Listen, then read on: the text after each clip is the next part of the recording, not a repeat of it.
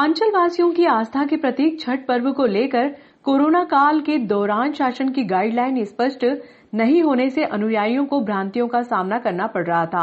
पूर्व विधायक दिलीप सिंह शेखावत ने अनुयायियों की भावनाओं को गंभीरता से लेकर बुधवार को भोपाल में मुख्यमंत्री शिवराज सिंह चौहान से मिले और मामले से अवगत कराया। मुख्यमंत्री ने तुरंत उनके पीए को कोरोना गाइडलाइन का पालन कराते हुए कलेक्टर को दिशा निर्देश देने की बात कही। पूर्व विधायक शेखावत ने बताया कि इस संबंध में गुरुवार की शाम को एसडीएम आशुतोष गोस्वामी से मिले ताकि चंबल नदी के चारों घाटों पर अनुयायियों को छठ मैया की पूजा अर्चना करने के लिए बेहतर सुविधाएं उपलब्ध हो सके। उन्होंने बताया कि छठ पर्व में उपवास करने वाली महिलाएं सोशल डिस्टेंसिंग का पालन करते हुए चंबल नदी के घाट पर पानी में खड़े होकर डूबते और उगते हुए सूर्य को अर्घ्य दे सकेंगी। मध्य प्रदेश में विगत दिनों 28 विधानसभा के महत्वपूर्ण चुनाव हुए थे। भारतीय जनता पार्टी की मध्य प्रदेश की सरकार की अच्छी नीतियों के कारण और प्रदेश और देश के सक्षम नेतृत्व के कारण और मध्य प्रदेश के मुख्यमंत्री माननीय शिवराज सिंह जी और प्रदेश के अध्यक्ष माननीय बीडी शर्मा जी को एक जो जनता का असीम प्यार और आशीर्वाद मिला है, उसके लिए बधाई देने के लिए मैं कल भोपाल गया था। विशेष करके जो मेरा भोपाल जाने का उद्देश्य था, नागदा शहर में विगत 1952 में जब से मुझे लगता है कि ग्रेसिन फैक्ट्री डली थी, उसके बाद में जैसे जैसे उत्तर प्रदेश और बिहार के हमारे भाई और बहन यहाँ पे निवास करने लगे, जब से मुझे लगता है कि छठ का महापर्व बहुत विशाल पैमाने पे मनता है। इस वर्ष कोरोना के कारण संशय बना हुआ था कि छठ का पर्व मन पाएगा या नहीं मना पाएंगे। मैंने कल माननीय मुख्यमंत्री जी के संज्ञान में ये बात लाई और माननीय मुख्यमंत्री जी ने उसी समय मेरे उस आग्रह को, निवेदन को स्वीकार करके उनके जो प्रमुख सचिव ओएसडी है श्री मनीष रस्तोगी जी, उनको मेरे सामने ही बुला के कहा कि कोरोना को मद्देनजर रखते हुए लोगों का जीवन सुरक्षित रहे, ये भी महत्वपूर्ण है, लेकिन छठ पर्व हम किस प्रकार से मना सकते हैं, गंभीरता से विचार करो। और मुझे पूर्ण विश्वास है, मैं आश्वस्त भी हूँ कि छठ का पर्व मनेगा यहाँ पे, लेकिन ये बताना मैं जरूर आवश्यक समझूंगा कि अभी विगत दिनों माननीय सांसद अनिल फिरोजिया जी यहाँ पर नागदा आए थे और उस वक्त माननीय अनिल फिरोजिया जी से माननीय मंडल के अध्यक्ष हमारे सीएम अतुल जी, पूर्व नगर पालिका के अध्यक्ष जी, बिहार परिषद के हमारे कुछ भाई बहन और अन्य जो उत्तर प्रदेश बिहार के मित्रगण हैं वो मिले थे। उन्होंने गंभीरता से उनसे चर्चा करी थी। माननीय थावरचंद जी गहलोत जी के भी ये विषय संज्ञान में हम लाए थे। माननीय अनिल जी ने भी बात करी और कल मुख्यमंत्री जी ने निर्देशित करा है। मुझे पूर्ण विश्वास है और मैं नागदा शहर में रहने वाले हमारे उत्तर प्रदेश बिहार के वासियों को मैं ये पूर्ण विश्वास दिलाता हूँ कि भारतीय जनता पार्टी की सरकार है और निश्चित रूप से एक अच्छा निर्णय भारतीय जनता पार्टी की सरकार लेगी। सर्वप्रथम नगरवासियों को दीप पर्व की ढेरों बधाई और शुभकामनाएं। एक बड़ा ही कोविड के चलते त्योहारों पर जो नियंत्रण के साथ में सरकार के निर्देशानुसार जो त्यौहार मन रहे थे और विशेष रूप से आग्रह था हमारे उत्तर भारत के हमारे सभी भाई बहनों का कि छठ पर्व मनाने की अनुमति मिले।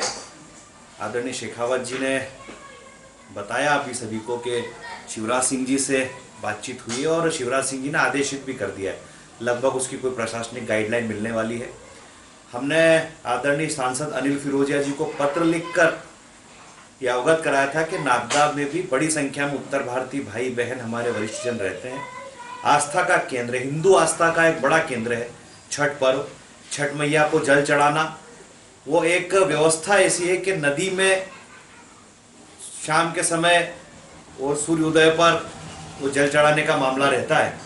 वैसे पहले प्रशासन ने कहा कि घर से करना, लेकिन हमने बार बार प्रशासन से आग्रह किया है कि हमको उसमें व्यवस्था बनाकर हमारी माताओं को छठ पर्व बनवाना है। मैं हृदय से धन्यवाद देता हूं आदरणीय शेखावत जी को, मुख्यमंत्री जी को, थावरचंद जी को, अनिल फिरोजिया जी को, भाजपा के शीर्ष नेतृत्व को। आपने हिंदू भावनाओं का, हिंदू आस्था का ध्यान रखा और इस मामले में अग्रणी भूमिका निभाकर ये जो व्यवस्थाएं जमाई है, इसके लिए मैं हृदय से भारतीय जनता पार्टी की ओर से धन्यवाद देता हूं। सामाजिक नारी संगठन द्वारा दीपावली के पावन पर्व पर रंगोली प्रतियोगिता का आयोजन धनतेरस पर वार्ड नंबर 16 में पाडलिया रोड पर किया गया।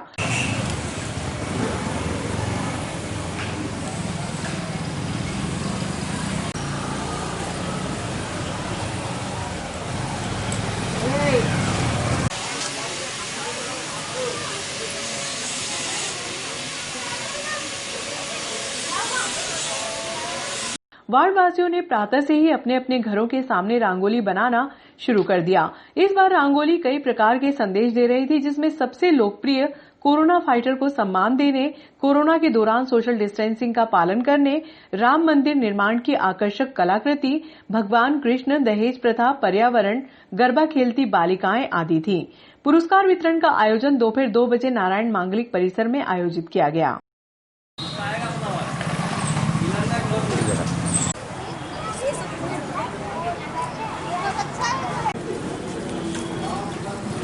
ये सीमा भाभी करवाती हैं।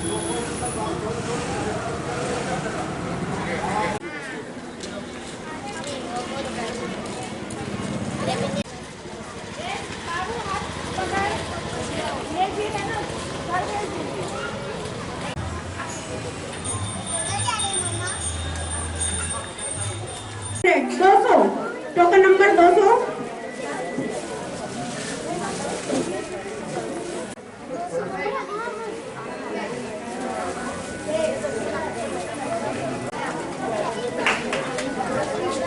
Token number 200 token number 276 token number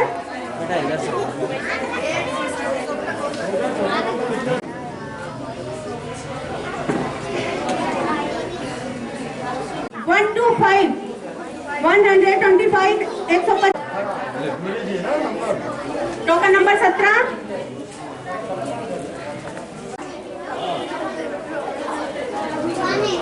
token number 268। सभी को धन्यवाद जो यहाँ पर पधारे, अपना कीमती वक्त लेकर के यहाँ पर पधारे।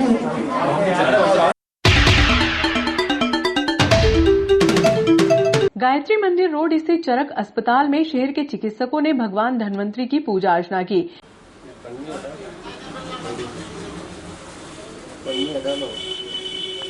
इस अवसर पर डॉक्टर हिमांशु दत्त पांडे, डॉक्टर अग्निवेश पांडे आदि उपस्थित थे। आयुर्वेदिक पद्धति ही उपचार के काम आ रही है, जिसके कारण कोरोना काल में अधिकांश मरीज ठीक हुए हैं। भविष्य में आयुर्वेदिक पद्धति से उपचार करना ठीक होगा। डॉक्टर पांडे ने कहा कि शास्त्रों की लिखी बात को भूल चुके थे, जिसके कारण महामारी आई।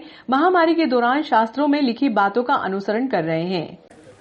दीपावली पर्व की शुरुआत आज से प्रारंभ हुई है। सभी को मेरी ओर से, मेरे परिवार की ओर से, हमारे association national integrated medical association की तरफ से सभी को बधाई, शुभकामनाएं। स्वस्थ रहें, मस्त रहें। मैं आज ये बताना चाहूँगा कि हमारी जो भारतीय परंपरा है वह कितनी पुरानी और कितनी शाश्वत और आदि अनंत जो शास्त्रों में लिखा गया है, आज कोरोना काल में यह बात साबित करके दिखा दी।